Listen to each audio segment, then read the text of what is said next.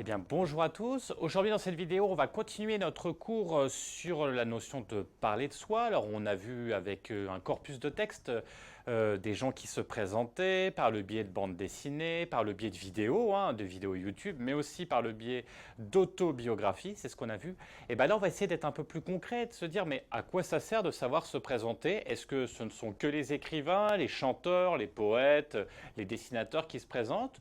Ou est-ce que moi, dans ma vie de tous les jours, j'ai besoin de savoir qui je suis et comment je me présente? Eh bien, regardez, pour être plus concret, ça vous arrivera un jour quand vous allez chercher du travail, quand vous allez aller passer un entretien d'embauche pour un stage ou carrément pour un travail, dans une crèche ou n'importe quel métier que vous faites.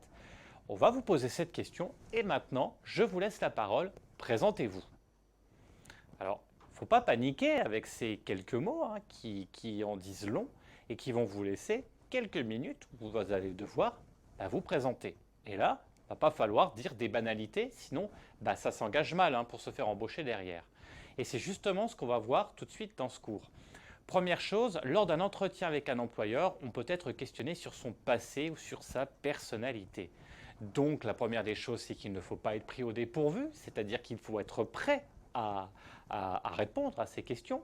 Éviter les réponses trop vagues ou trop banales.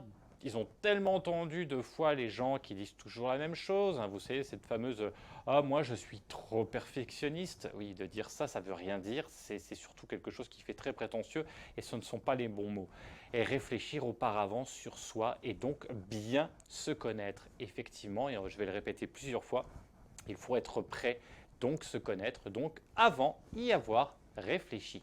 Alors justement, se préparer, c'est avoir en tête son récit de vie, c'est-à-dire savoir faire une introspection, réfléchir à ce que j'ai fait. Cela signifie que l'on est capable de présenter les principales étapes de sa vie. Alors, il peut y avoir des étapes qui sont des événements positifs, ça va être important pour se construire, voilà, que ce soit en termes professionnels, en termes d'études, en termes de choses que l'on a faites.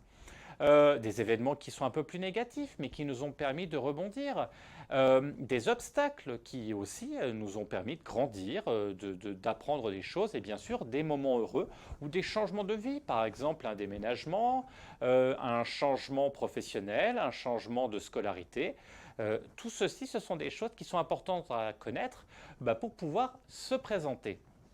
Ensuite, il y a deux choses qui sont importantes, c'est savoir faire un bilan de soi et donc se connaître en termes de goût, de ce qu'on aime, mais aussi en termes de caractère. Je reviens sur ce que je disais tout à l'heure. Connaître son caractère, c'est important pour éviter de se retrouver dans cette fameuse question de quelles sont par exemple vos qualités et vos défauts, de ne pas savoir répondre ou de répondre des choses, des banalités ou des choses qui sont tellement évidentes qui ne font pas vrai. Alors réfléchissez, là je vous donne par exemple quelques caractères, rêveurs, solitaires, alors ils sont positifs ou négatifs, audacieux, sociables, sages, rieurs. Réfléchissez à comment vous êtes et qu'est-ce qui vous colle à la peau. Pareil, dans les attitudes que vous pouvez avoir et des caractères qui sont plutôt négatifs, quels sont ceux qui peuvent être quelque part aussi pertinents. Là, par exemple, le mauvais joueur, est-ce que ça peut avoir un intérêt, oui ou non? À vous de réfléchir et comment vous allez utiliser ça pour vous présenter. Ensuite, et ce qui est important aussi, c'est la notion de goût. Qu'est-ce que vous aimez? Il m'arrivait, moi, en tant que formateur, quand on fait par exemple des recrutements dans mon organisme de formation, de me retrouver face à des gens, particulièrement des jeunes, quand je leur dis quelles sont vos activités, vos loisirs, qu'est-ce que vous aimez, de ne pas savoir répondre et de me dire je ne sais pas, je fais rien de particulier. Alors que c'est faux.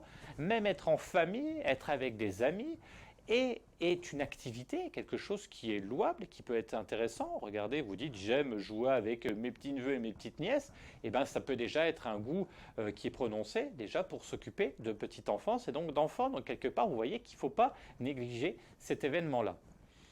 Pour conclure, voilà les trois règles d'une présentation à l'oral qui sont très importantes. On en a déjà bien parlé de la première, mais je vais revenir dessus, c'est-à-dire savoir se préparer et préparer son intervention quand je vais passer effectivement mon entretien. Et il y a un plan, par exemple, efficace dans la tête. Vous vous dites, première des choses, je peux parler, par exemple, de l'entreprise qui va m'embaucher. Je peux parler, effectivement, de mes qualités professionnelles. Mais également, je peux ensuite parler de mes goûts, de mes centres d'intérêt et de mon caractère. Ça peut être intéressant. Mais vous comprenez qu'il faut surtout bien se préparer à passer ce fameux entretien. Ensuite, il va falloir veiller à son attitude.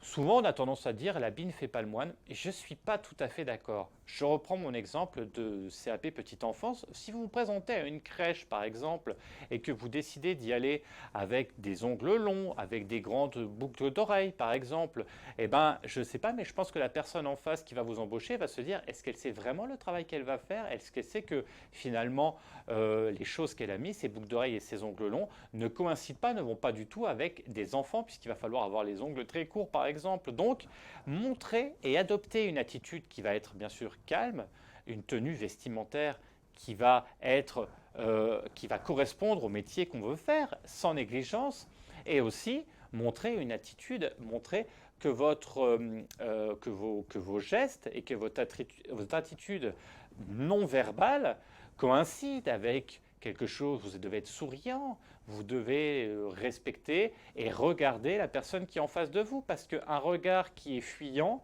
peut dire bah, j'ai pas confiance en moi, ou alors j'ai des choses à cacher. Donc faites très attention à ça. Et enfin, donc, se préparer comme on l'a vu, veiller à son attitude, mais veiller aussi à parler distinctement. Première des choses, adapter mon débit. J'essaie de parler ni trop rapidement, ni trop lentement. Encore une fois, ça se prépare. Ensuite, je vais essayer d'ajuster mon volume vocal. Je vais essayer de ne pas parler trop fort, mais pas non plus trop timidement, trop faiblement, sinon on ne m'entendra pas. Ensuite, il va falloir apprendre à bien articuler lorsque je parle. Donc ça, des fois, c'est pas évident. Avec le stress, on a tendance à parler trop vite, donc du coup, c'est pas très clair ce qu'on raconte, ou l'articulation n'est pas bonne. Et enfin, quelque chose de très très important, n'oubliez pas, les registres de langue sont très importants et il faut bien utiliser le meilleur par rapport au métier que vous voulez faire et par rapport à votre entretien. Je vous rappelle, le registre de langage soutenu, courant, familier. Si je suis trop dans le familier, et ben là, c'est un manque de sérieux, mes phrases manquent de syntaxe, et on revient sur ce qu'on disait, on n'articule pas bien, on n'est pas très efficace dans ce qu'on dit, ça ne va pas être très clair, donc le langage familier ne va pas. Au contraire, si vous prenez un langage trop soutenu, du coup, vous pourrez ne pas être à l'aise, et ce n'est pas vous finalement, et vous dites quelques bêtises. Donc il faut réussir à trouver une situation assez équilibrée, de langage courant, où vous faites des phrases qui sont correctes, qui sont justes, avec suffisamment de pertinence pour que la personne en face se dise, ben voilà, j'ai bien compris qu'elle est motivée et qu'elle sait pourquoi elle vient à cet entretien. Pensez vraiment à tout ça, et c'est là qu'on s'aperçoit que finalement parler de soi et savoir parler de soi est un élément que l'on ne retrouve pas que dans la littérature ou que pour les artistes, mais chacun doit bien se connaître pour pouvoir derrière, lorsqu'il va chercher un emploi, mais pas que finalement dans toute sa vie, pouvoir se présenter et donc pouvoir être à l'aise avec soi et à l'aise avec les autres. Eh bien écoutez, je vous souhaite bon courage et je vous dis à bientôt pour une autre vidéo.